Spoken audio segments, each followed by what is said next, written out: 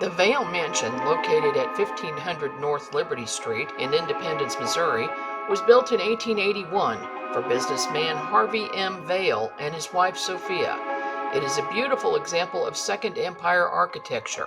The house was listed on the National Register of Historic Places in 1969 and designated locally in 2002. It is open to the public as a museum.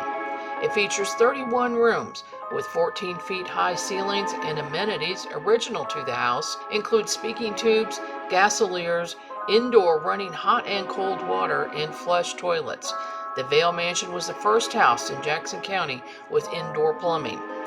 The mansion is located on a 630-acre estate originally, but now reduced to a mere 5.6 acres, which included a vineyard and orchard.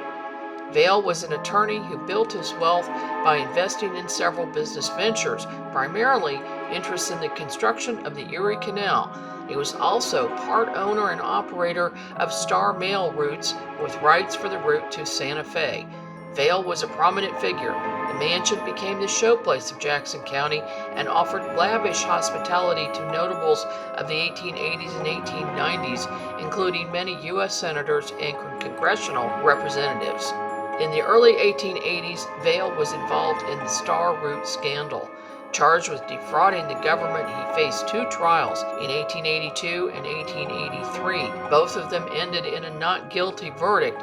In February 1883, while he was in Washington, D.C., his wife Sophia, who had been diagnosed with stomach cancer, was found dead at home from a morphine overdose in what was a case of suspected suicide. Vaile placed his dead wife in a coffin with a glass lid and buried it in the front yard with the top visible so he could see her every day.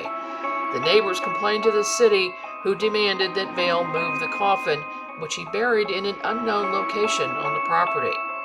Neighbors in the area purposely avoid walking on the sidewalk nearest the mansion because they often see the ghost of Sophia Vaile walking on the grounds. The house changed hands multiple times over the ensuing decades. In 1908, it became a sanatorium, which housed some residents in cages in the basement.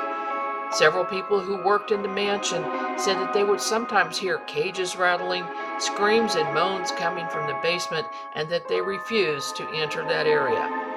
During my own investigation of the property on several occasions, I ran into ghostly spirits in the bedrooms, when some invisible person sat on the beds, and on the third floor where three male ghosts smoked cigars, which gave off a strong odor. Visitors and workers report hearing conversations when no one is in the house, footsteps on the stairs, and doors open and closing by themselves. None feel that there are malevolent spirits in the house, just restless past residents who refuse to leave. In 1983, the mansion was acquired by the City of Independence through a donation by Mrs. DeWitt and underwent a long-term restoration project. The Harvey M. Vaile Mansion is now a museum operated by the Vaile Victorian Society. The home, which had been featured on the Travel Channel, once had regular haunted tours, but now only hosts ghost tours during October each year. Perhaps if you visit the mansion, you'll see ghosts inside the mansion and maybe Mrs. Vaile walking the grounds outside.